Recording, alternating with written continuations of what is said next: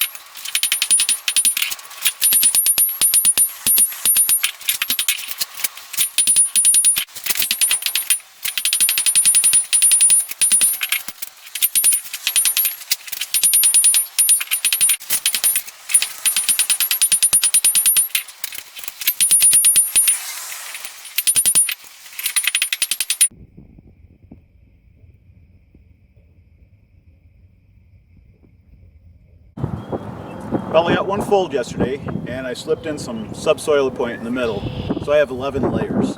And I figure it'll be, probably another 4 folds before this is ready to be made into a wakazashi-ish type sword. And that'll probably bring it up to about 160, 170 layers, something like that. It's a little ways off, but it's making progress, and that's good. I'm also making progress on my wife's knife.